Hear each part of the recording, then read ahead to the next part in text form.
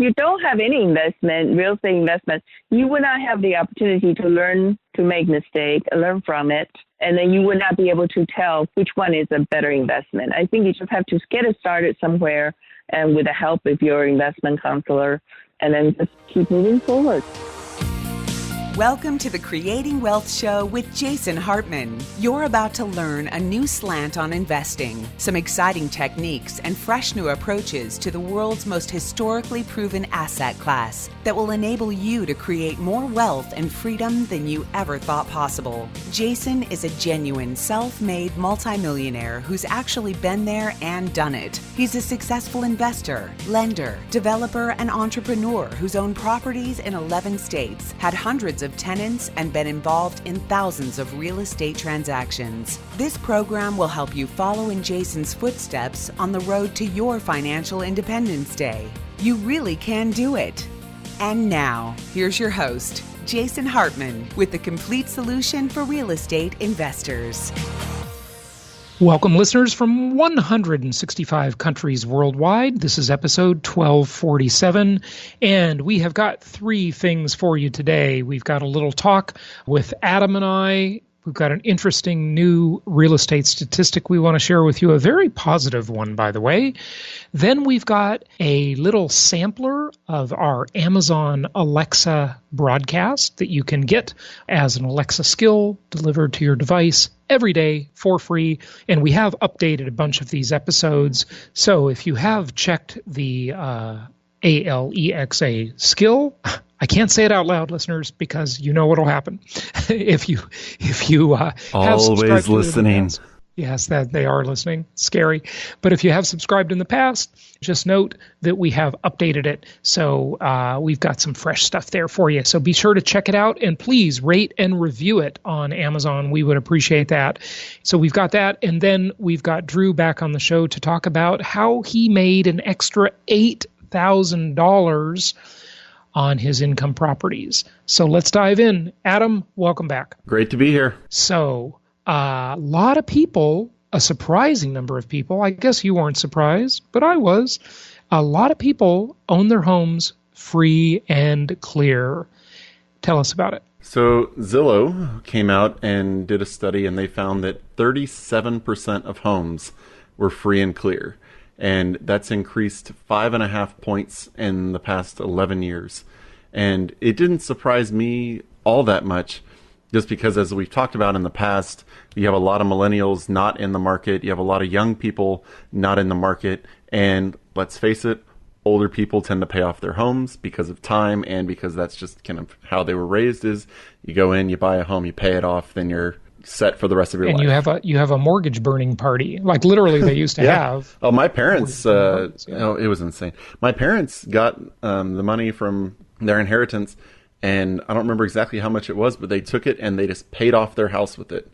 They didn't want to use it for investing or anything else. They just paid off their mortgage, because then they had that, as they said, they're like, oh, we have the burden lifted off of us. I was like, all right. Fine. That's a delusional belief, but fine with me. Okay, you still have property taxes and maybe association fees. You have a perpetual lien on your property, even if your mortgage is paid off. But okay, fine. We've discussed that ad nauseum in prior episodes. But you know what this really says to me?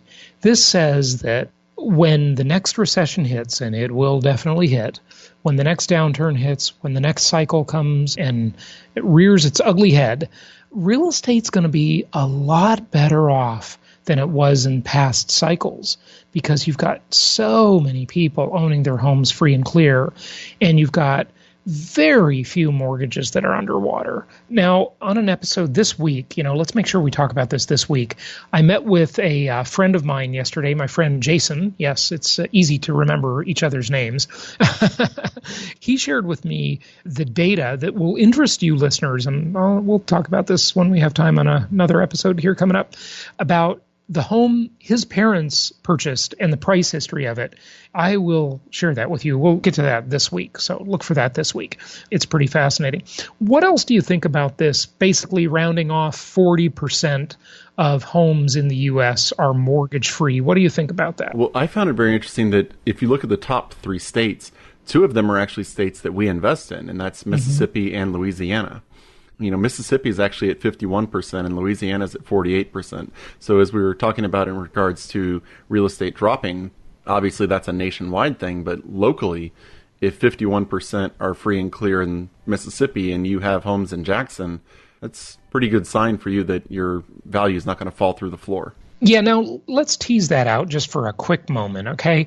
Look at why does this mean anything to anybody listening about the value of their properties? Well, I'll tell you why. If the neighboring properties are over-leveraged and the cycle turns and these people are forced to sell because they can't service the debt, then you get this downward spiral. And we saw that during the Great Recession 10 years ago, right? We definitely saw that play out.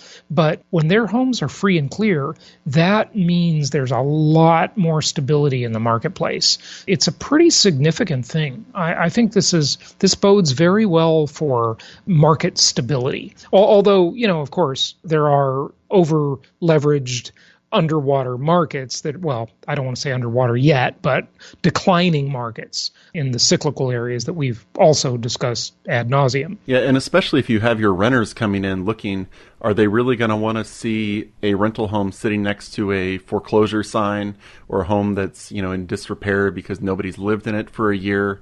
You've just got the general makeup of your neighborhood and market as they see these things. I mean, it's a big mental hurdle that people are going to have to get over if the market starts trending downward. Right. So this is good news. And the market will start trending downward at some point. There's no question there is a cycle, and the cycle will come, although this has officially been the longest economic expansion in U.S. history.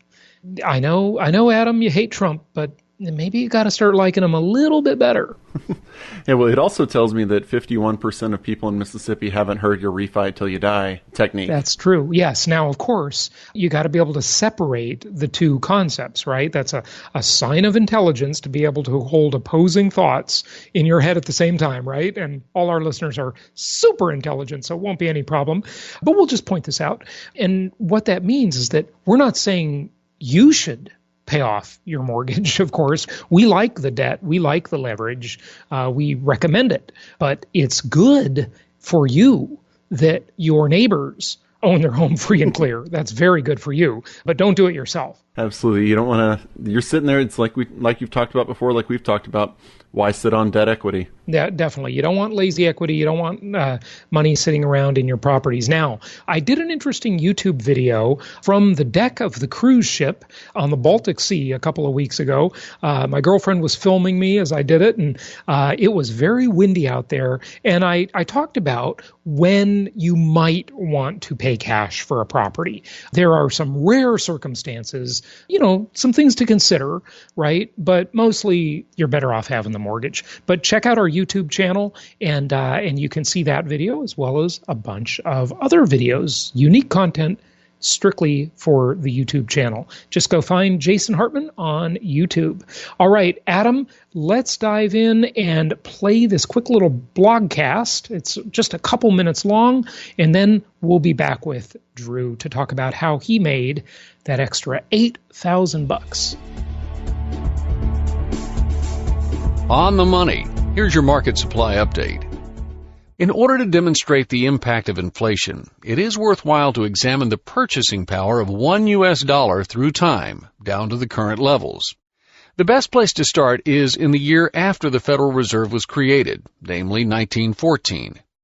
In the 95 years since the Federal Reserve came into existence, the U.S. dollar has lost 95% of its purchasing power. Some of the more notable movements in purchasing power occurred during the beginning of the Great Depression, when the Federal Reserve contracted the money supply and initiated a deflationary spiral that pushed many banks out of business and created a compounding recession. Another notable movement happened after the end of World War II, when the government attempted to retire its war debt by destroying the value of war bonds that were sold to U.S. citizens through inflating the money supply. Subsequent devaluations of the dollar's purchasing power came in the 1960s as President Johnson attempted to finance his social programs for monetizing the debt. When the dollar was decoupled from the fixed-priced gold standards in 1971, it became even easier for the Federal Reserve to inflate the currency, and purchasing power continued to deteriorate throughout the rest of the decade. A period of relative stability started in 1983 when Chairman Volcker and President Reagan resolved to break the back of inflation through monetary tightening. Unfortunately, the current monetary expansion is placing this period of relative dollar stability at great risk. As prudent investors, we seek to be in front of emerging economic trends so that the disruptions caused by irresponsible government works to our benefit instead of to our detriment. By purchasing income property that's financed with low fixed-rate debt, the inevitable inflation will destroy the value of our debt and push up the value and rental income of our investment properties. This will place us in an attractive position of becoming wealthier while government policy is making most of the country poorer. Now, we're not cheerful over the prospect of massive wealth destruction, which seems to be inevitable at this point. However, since we can't stop this wealth destruction, our next best move is to arrange our finances so that it does not destroy us. So I hope you enjoyed that quick little mini lesson, and be sure to subscribe to our free Alexa skill, and you can get those every single day delivered to your device. And if you don't have one of those devices, of course, you can download the app on your phone and listen there as well. Okay, let's go to our main portion of the show today, as we've got Drew Baker, our client, back on to talk about how he saved, or made, depending on how you look at it, an extra $8,000 on his properties. Here we go. Hey, I want to welcome back another client case study, but this is a client you've already heard from, and it is Drew who's back on to talk to us about two things. He's taken a calculator to his self-management endeavors. As you may know, Drew and I were friends for about 2 years before he started buying properties from us. He's purchased a dozen properties, I guess. He's going to tell you how much he's saving with self-management, how much more control he has. But we're going to talk about something else that is very important, and that is Facebook. Yeah, social media. No, not really like that. We're going to talk about Facebook getting into the cryptocurrency business. You know, we've talked about cryptocurrencies, what they mean for the economy, whether they'll make it or whether they will fail. If you want more on cryptocurrency stuff, listen to my CryptoCast show. Certainly a big thing going on in the world. Again, I don't have a lot of faith that it's going to win. Unfortunately, I wish I'd be wrong about that. But it's interesting, the angle on Facebook especially. So we'll talk about that too. Drew, welcome back. Hi, Jason. Thanks for having me. So you pulled out the calculator today, I guess, huh? Oh, yes. Yes, I pulled out the calculator. I was interested because every year I kind of have my income and expense sheet that I use to kind of map out, so that way I can kind of see progressively through the years kind of how my portfolio is morphing and changing. And so every year I talk about kind of where the security deposit was, where the target rent was, and then kind of how much I made each month. So it's easy to present that. And if I was really smart, I would probably use your software systems, but I'm old-fashioned. So maybe one day I'll get in there and add all the data into your property tracker. But this has worked for me. And what I've basically done is over the years of self-managing, or I should say year, because this has only been a year. It's only been a year. You used to only been a year, yeah. Yeah. But going through the years, making that transition, you know, over looking from late 2017 to then kind of mid 2018 where things started to kind of shake up a little bit to now, I've kind of seen that transition happen. And it's been interesting kind of seeing how much I'm making on the properties that I'm self-managing so far. Are a total of 9 tenants, but only 8 properties. And in 1 year, are you saying one's a duplex, or you had a tenant change? Yes, one is a duplex. So that's 8 properties, but maybe 9 tenants. Nine doors. You can 9 doors. Yeah. Okay. Exactly. So if you look at the transition there, I'm making an extra $660 a month in rental increases because, you know, the property manager was having a lot of these tenants go month to month. The economic situation in those areas has changed where now the rent values are a little higher than they were before. They kind of stagnated for a couple of years, and now the rental market is fairly strong in these neighborhoods. So if you take that 8 properties, 9 doors, I'm making $8,100 extra per year. Wow. And cue the applause. Yay! Yeah, awesome. And I don't know how much this is necessarily how great I am. It's that if you look at what was going on before, it was a little bit of just letting it sit there and not taking the fruit that was easy to grab, And keep in mind, most of the tenants that got, I'd say more than half the rent increases are with tenants that decided to stay, renew, and are happy with the new situation. Even though they're paying a little bit more, they feel like they're getting the service that they weren't getting in the past. Yeah. See, this is going to be interesting to see how this plays out over the years, because I say your tenant retention is going to be a lot better. And guess what that's going to do? It's going to cut down on your make-ready cost. And I got to tell you, occasionally some of you, dear listeners, you ask me, Jason, why are you into this self-management thing so much? And I'll tell you why.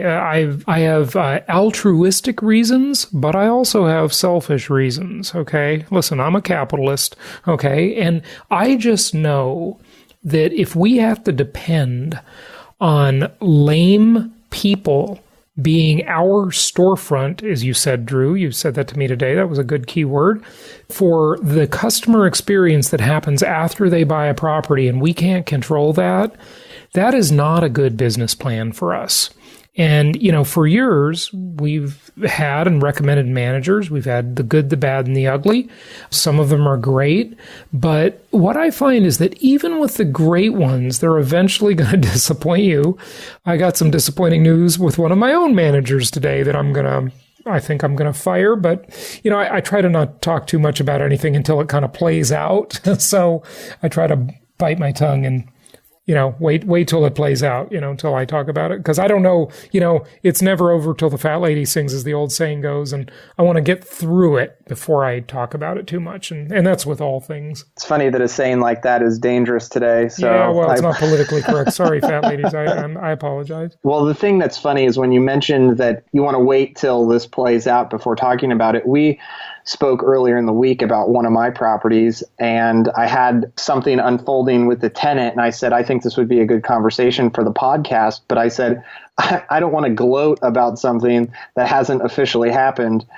So I can now unwrap this story, if you wish, about a success and kind of the walking through of what happened with one of these properties that I have. Is this the water heater story? Yes. Okay, well, let's take a break for a minute and just break up the show a little bit, and we'll get back and we'll do the water heater story. Let's just jump over to Facebook and their cryptocurrency antitrust scam for a moment, if we can, okay? And then we'll come back with a water heater. It's just a little more interesting to kind of do a little intermission here.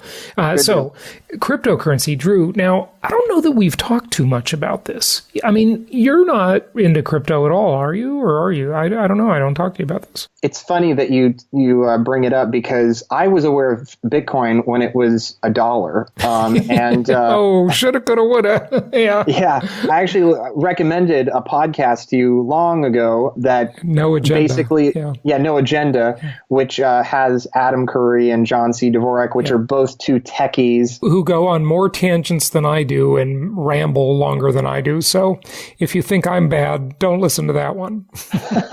I couldn't listen to that one. It's like an hour and a half of them just talking about everything.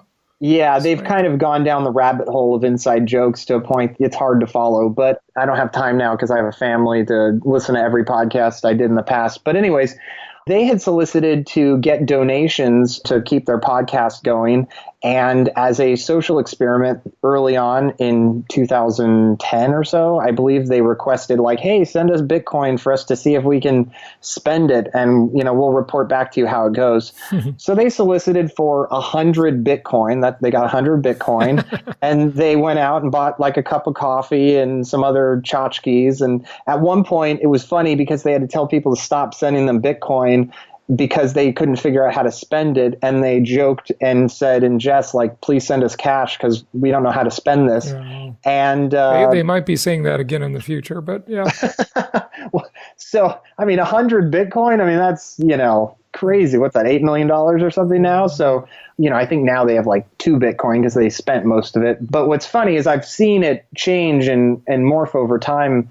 And boy, I think it goes back to, what is that saying that you always say, that like you'd rather be lucky than right or whatever? I think that's I'd rather be lucky than good. Yeah. Than good? Oh, okay, there you go. So I think there's a little bit of that going on. Sure is. Well, look, you've heard my view on cryptocurrencies. I'd love to be wrong about this. I'd love nothing more than to see some decentralized currency take over the world so that the powers that be would lose their power, the banking cartel, the Rothschilds, even the governments too. But I don't think it's going to happen. But what's really interesting about this is Facebook and cryptocurrency, because they've already got an audience of almost 2 billion people. So this is interesting. Now, I had this reporter on the show in the past. His name is Ben Swan, and he's a pretty interesting guy, does some hard-hitting investigative journalism. I like his work. I don't care what anybody says. I think he's quite talented, and I should have him back on the show. He was on a few years ago. Just listen to this news report. I think you'll find this to be quite fascinating, listeners, because you're interested in money and monetary policy and hopefully democratic ideals. So let's listen to this. Facebook needs to be investigated in terms of antitrust when it comes specifically to the issue of cryptocurrency. Consider the fact that New Year's of 2018, that Mark Zuckerberg said he was going to do a deep dive into cryptocurrency and learn much more about it. Within the next few months, Facebook as an entity banned all cryptocurrency from appearing on Facebook. What's your take on this project now, and why should users trust Facebook to be the centralized banker when there are so many other stablecoin options such as Maker's DAI, where you don't even need a middleman bank? That's right. Well, the short answer is they shouldn't.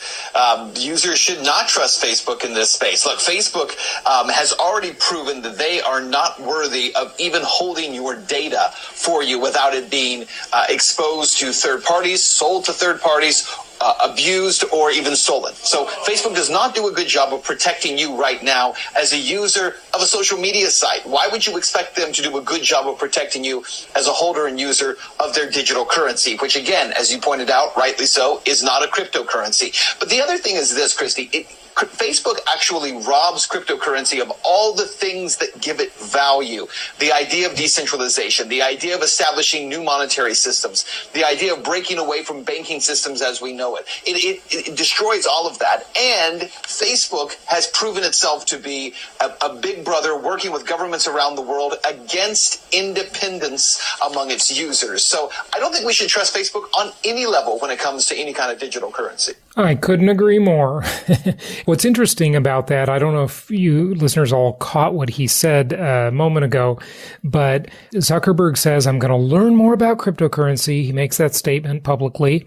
And then a few months later, they ban all cryptocurrency advertising on Facebook ads, right? They won't let anybody do any crypto ads for all these other currencies, Bitcoin, et cetera, whatever they've got going, wallets, any crypto related stuff. They ban all that. And then they announce that they're going to do their own, and I'll do this in like single quotes, cryptocurrency. It's not really a cryptocurrency in the sense that we all think of it, but it's still a digital currency. So I guess it is a cryptocurrency, but it's sort of not. Drew, any comments so far? Well, it is interesting. I mean, the problem with these big businesses creating their own currency is they're basically like big government without any accountability. Yeah. So I don't know how much I trust that, but I think it is interesting where you could create a corporate currency that could go between different countries and you wouldn't have to deal with all the complexity. But I wonder how they then would crack down on embezzlement or, all the various financial crimes. Right. But look, the thing is, of course, we have talked quite a bit about the tech tyranny. These big tech companies are just abusing their power over and over and over again. And I'm the last one to scream, we got to regulate them. But thankfully, now I've been saying that for a couple of years, regulate them. I have been saying that against my philosophical beliefs generally, but they need to be under the common carrier rules, like a utility is, like the phone company is. They need to be busted up under antitrust laws, or they just need to be regulated heavily. When you have companies that are bigger than lots of governments and have way too much power, it's not like there's free market competition. So it's got to change. Let's keep listening. And it also seems kind of counterintuitive to make this foray into crypto space that essentially positions Facebook to enter the payments and banking sector when they're already the focus of an antitrust probe, going into a new area when you're already under scrutiny for having a monopoly. How is that going to play? Well, actually, Daniel, and that's actually a really important point. Facebook needs to be investigated in terms of antitrust when it comes specifically to the issue of cryptocurrency. Consider the fact that New Year's of 2018, that Mark Zuckerberg said he was going to do a deep dive into cryptocurrency and learn much more about it. Within the next few months, Facebook as an entity banned all cryptocurrency from appearing on Facebook. No ads were allowed to be sold. If you hosted any kind of a Bitcoin or cryptocurrency conference, you couldn't advertise on Facebook. ICOs weren't allowed to advertise on Facebook. And so the idea was, well, Facebook is protecting from scammers and all that. Well, okay, if you want to ban ICOs because you claim that they're all scams, why didn't you stop people from even learning about the cryptocurrencies? They banned everything and then turned around and loosened those controls about the time that they said, oh, by the way, we're going to issue our own cryptocurrency. And so here's the problem with that. How convenient. Antitrust laws, and even just going back into the 1950s, laws have been passed that essentially say you cannot block advertisements that are competitive to you. Facebook was doing exactly that. At least I think the argument could be made for that. And Amazon does it too, in essence. But yeah, all these big tech companies just abusing their power like crazy. They were protecting themselves against mass adoption of these other cryptos while they themselves were designing and planning to release their own crypto. Now, moving on to Apple, they kind of did the same thing. They said that they are now going to be releasing the iOS 13 software, which will feature a cryptographic developers tool. And this is also interesting because Apple previously delisted Coinbase and a whole host of other crypto apps from its app store. So what do you make of this shift in attitude, and what can you tell us about this? See, Coinbase can't have an app in the Apple App Store because it's going to compete with Apple's cryptocurrency. Anyway, the video's almost done. Yeah, so again, a very similar type of situation where Coinbase was delisted from the App Store as well as others. What makes this just a little bit different is that Apple could always lean back right now and say, look, we're not creating our own cryptocurrency. We're using a cryptographic system that essentially allows you access to private keys, and it's a way of securing better your computer, better securing your phone, better finding your lost item. They could make that argument, and they're probably right for that. But in reality, it could also allow your iPhone or your iMac or laptop to essentially become a secure crypto wallet. That's really what this leads us to. And by the way, I have to point out, because I love to say this about Apple, Apple was once again behind others, including Samsung. When the S10 came out, they already had a crypto wallet built into that technology. So again, Apple was behind, but a little bit different than Facebook, but even so, could be the same issue with antitrust. Cryptocurrency analyst Ben Swan, thank you so much. Yeah, really interesting stuff. You know, the problem is with governments, well, at least democratic governments, you have recourse against their power. With these big tech companies, you have nothing. Like if they just say, oh, Coinbase, buy to your app, Facebook says no more ads with anybody else. What are you going to do? Sue them? I mean, it's ridiculous. They totally abuse their power. Drew, you got good news. Another good self-management story about a water heater. You saved a bunch of money. Hey, your tenant did the job for you, didn't they? It did eventually work out in that direction, but we kind of took one step in front of another and ended up getting there. So the tenant had reported to me that the water heater was not producing hot enough water and was going out, and he, adjusted the pilot and was tinkering with it. And so, this was Memorial Day week. I tried to coordinate with a plumber to go out there, but since it was a short week, the next available date was like 6 or 7 days after the fact. And he said, I don't think anyone here wants to wait a week to tinker with this. So he said, you know what, let me look into it. Let me see what's going on. So he reported back to me and said, well, we can replace this part for $30 And if that doesn't fix it, we can replace this part for $150. What do you think? And so I said, well, hey, why don't you get me a picture of the water heater so that I can assess how old it is? And his wife texted me a photo of the sticker on the water heater. I called the company and gave them the serial number. They told me it was produced in 2010 or 11, something like that. So it was about 8 years old, 9 years old, something like that. And I asked them, what's the typical longevity of this part? They said usually 10 to 13 years. Yeah, I thought that was a little soon for it to die. Yeah, and so I asked them about that, and I know that the city that this is in has pretty hard water, so that tends to shorten the lifespan of a water heater.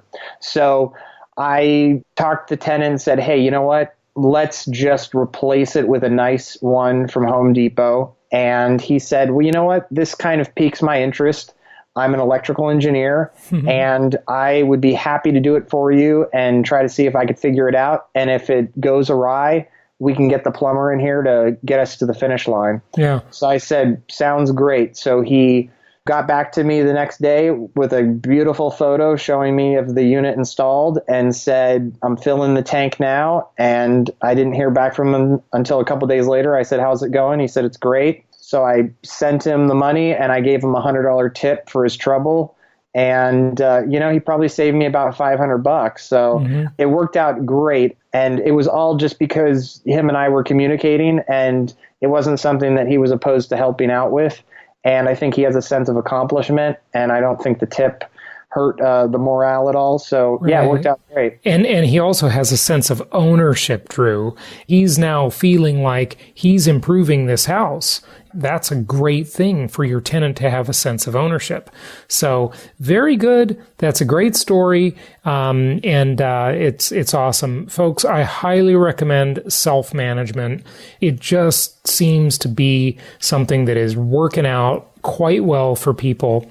Listen, if you've got a great property manager, do what I do. Just keep your great ones until they disappoint you someday, and hopefully they never will. And if you've got mediocre or bad property managers, just dump them. Say what Trump used to say on The Apprentice, you're fired, and get rid of them and take control. I mean, what our investment philosophy is all about is being the empowered investor, being a direct investor, being in control. You've shared many great stories with us on this. One more thought that I would recommend is if you have, 4 or 5 properties or a couple properties, and there's one that doesn't seem to have much in regards to maintenance issues and just the tenant in there pays reliably every month, that might be a great one to take control of.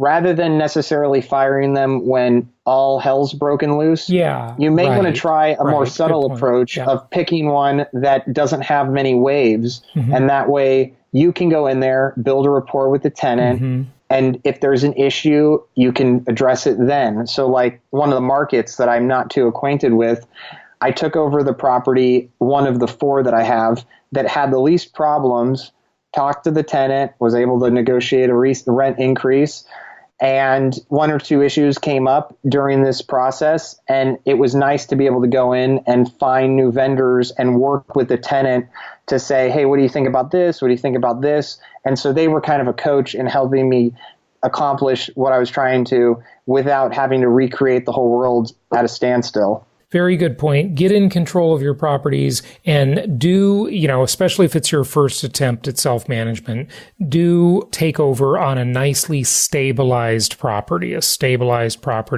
so you can get that relationship with your tenant going before.